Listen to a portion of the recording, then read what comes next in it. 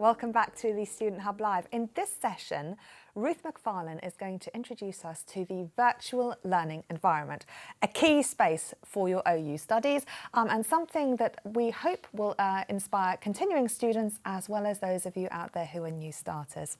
Now, we've got some things we'd like you to tell us. So on your widgets, you should see, have you already had a look at your student homepage? How easy was it to navigate? So that's in terms of easy to difficult.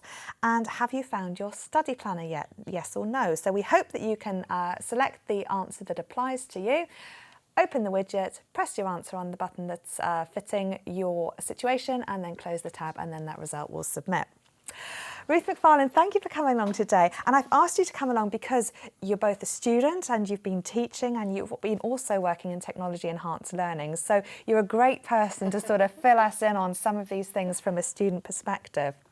Now, the virtual learning environment is something that students are going to be seeing every week, if not every day, of their studies for the next 9 months of the module. And we've had some really exciting refreshes to this that some students may have had last year, some students may have this year, but it's become a lot more easy to navigate. However, there's an awful lot of information on there which can be a little bit daunting for new students because it's very easy to get lost in the library doing lots of research on interesting things and sort of forgetting that you need to find your assessment and where your tutorials are, etc.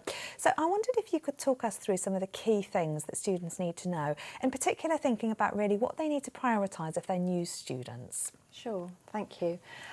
So you're right, there is a lot to see on the virtual learning environment, and we've got an example of it here. So I've chosen to use S111, which is a lovely module called Questions in Science. So some students may be studying this, I hope. So the first thing I want to say is that when you're exploring here, you can't break anything. Just go for it and click on things and see what's there. And it's really worth students spending a bit of time in these couple of weeks before their module starts, exploring and seeing what's useful. There's a lot of really useful information on here. Some of it is a little bit hidden. We've tried to make it really visible, but because there's so much, it does take a little bit of sort of finding your way around. So I'm going to give a few pointers this morning about things that people can find. And the other thing I wanted to say is that nobody's checking up on what students are doing, so they mustn't feel that there's any sort of monitoring or assessment of what they're clicking on. It's absolutely up to them to find their own way through this and see what works for them. Because often there are these fun activities where it says, write your feedback in this box. And I've heard students saying, oh, did you read my feedback and was it right? And you think, well, I can't see it, you know, it's something that's there as a tool to enhance learning. So nobody can see whether you're clicking on things, you're not assessed on whether you've done the activities by selecting them on the study calendar, for example, or no one can see what sorts of things you're writing. No, exactly. And if you are going to be assessed on it, that will be made clear. Right. So that if somebody else is going to be reading what you've written in a text box, for example, that will always be stated before you complete that activity. Brilliant. So this is your space, you do what you like with it. Okay, Absolutely. So there's different tabs and tools which look fairly self-explanatory. So the first thing I want to start with is by saying, if we have a look across the top here, you'll see these headers: assessment, tutorials, forums, resources. So those are really the key things that students need to be focusing on.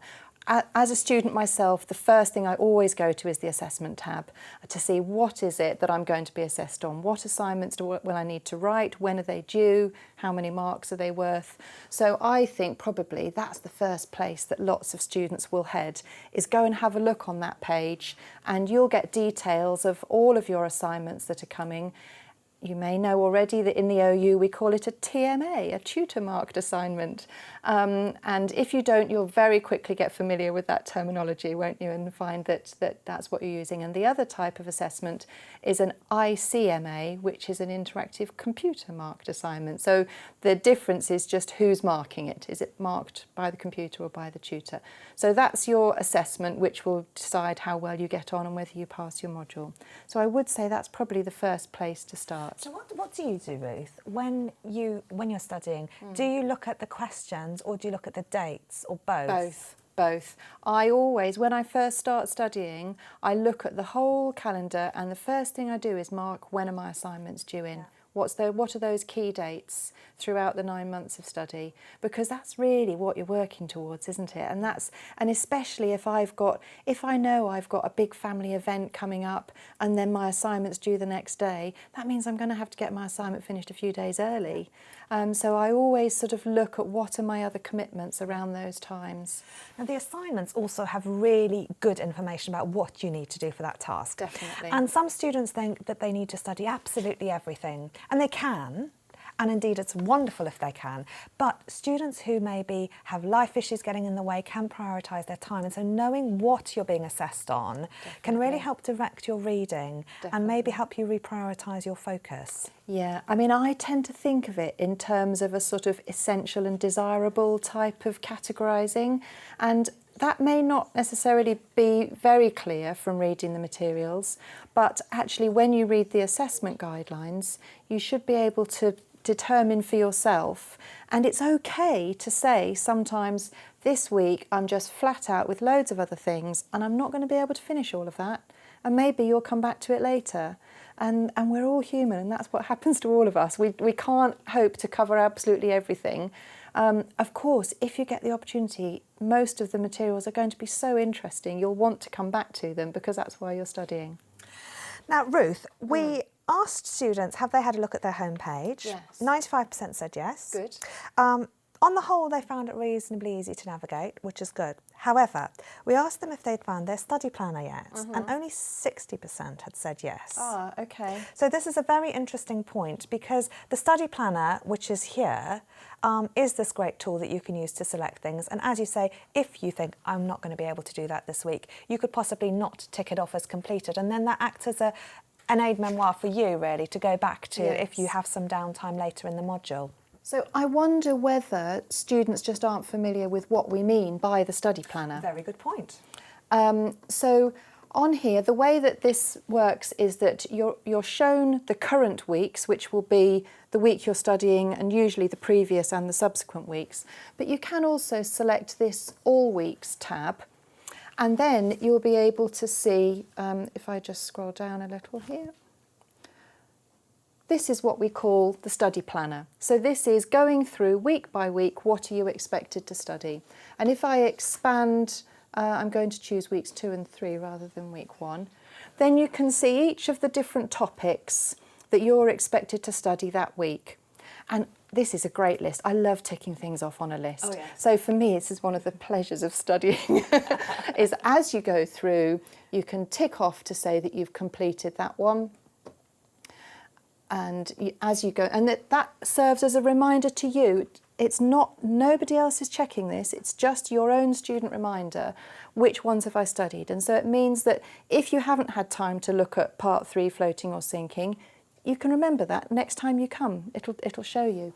And the other thing I really like is that if we just go back to the top of the page, and you'll see this little bar here, it tells you how far through you are. So as you progress through each week and you're ticking off the different activities that you've done, it'll show you how far through your module you are. Again, only for your own reference, not for anybody else to be checking, but I love that. And actually, I always find myself getting a bit disappointed when it gets to sort of 95, 96%, because it means I'm nearing the end. And I'm currently on a break. My next module doesn't start till February. I've been reading all these tweets from people saying they can't wait to get started, and I'm feeling a bit jealous. Oh, I know.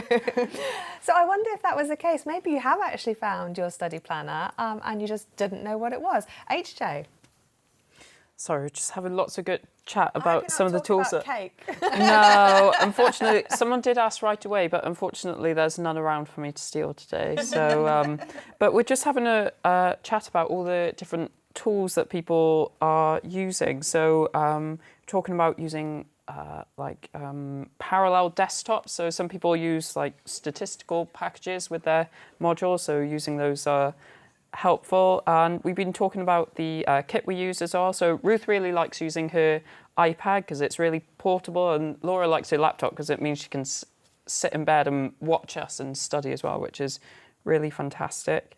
and some apps as well. So Deborah uses an app called Brain FM, which has music that helps her concentrate, which is really good. And we are enjoying all the tips, and we like seeing the study planner as well. So a lot of people weren't actually sure what the study planner meant, so it's good that we actually saw it as well. But we're also talking about student discounts, because we absolutely love that as well, and the student cards that we can get. Oh yeah, that's a really good Yes. point actually, because I know you've been talking about the cost of laptops and tablets and things like that, and it's worth getting an well, you can get a student card, an NUS student card, and if you look at the OUSA, the Open University Students Association website, which is I think it's ousa. I can't remember. HJ will find the link. HJ will find the link if someone hasn't already. So you can check that out, and then you can get a student card, which gives you discounts on lots and lots of things, On which is brilliant. Student Home, what we're also chatting about, which is really helpful, on the main student homepage on the left-hand side, it says go to Google Apps Mail, and that's how you get a my.open.ac.uk email address, and that's really helpful for discounts, or if you want to have an email just for your study and university stuff. I do that as well. It's helpful to have them separate, but yeah, that's really helpful little piece as well in there. Brilliant. And Marissa's just managed to change her Amazon Prime to a student and has got a refund, which is absolutely brilliant. Well done. So well done. Top skills there. Excellent. Okay. So we've had a look at the study calendar, and just to sort of summarise, we've been talking about the beauty of the tick list and about sort of progressing your module in your study. But I wondered if you could also tell us about some of the other areas. And I know that there's been a question about the online tutorials, and next we're going to be showing you how they all work. But briefly, where do students go to access this without stealing Rod and Zoe's thunder, who are going to give us a complete demo?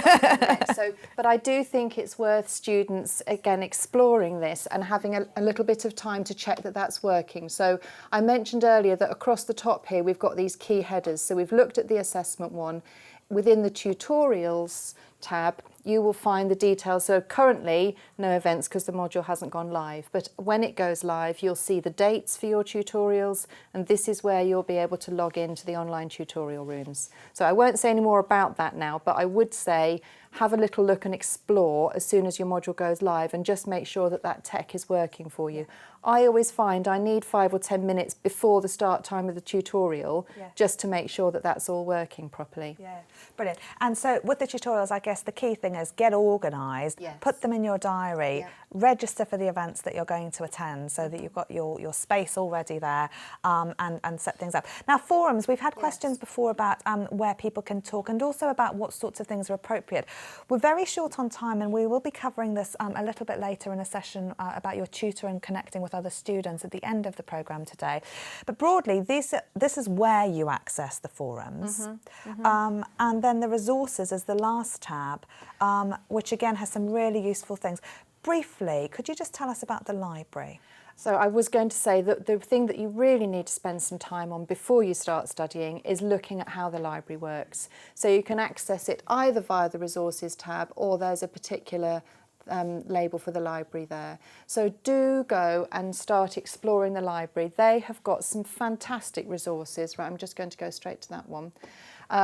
Some things to help students if you're not familiar with using the library. It's really worth put aside an hour if you can, to have a look through the library, find out how it works, and there's lots and lots of help for students here.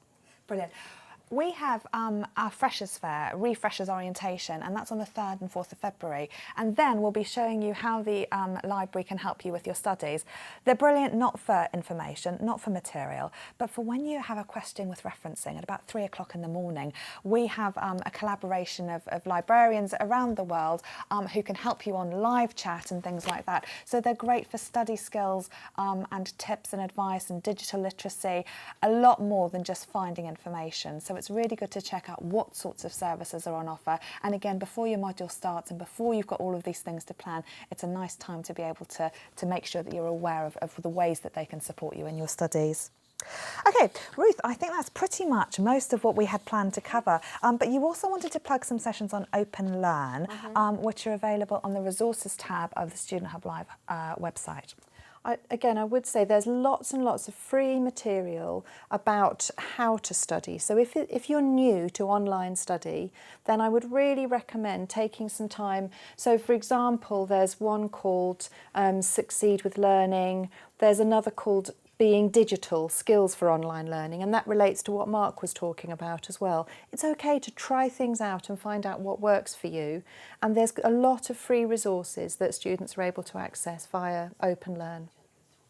Wonderful. Well, thank you very much, Ruth, for joining me today. That's been really, really useful. And well done, everyone at home who's been supporting each other so nicely and giving each other tips and ideas. Holly, we're about to answer your question about how the online tutorial systems work with my next guest, Rod and Zoe. So we'll be showing you how to get into our new system, what happens when you're there, and that will be incredibly useful for all students, whether or not you've been to a tutorial before. So do hang around and join us for that. But first, I'm going to do another campus tour, and this time we're going to take a look at the Jenny Lee building. So I'll see you in a few minutes.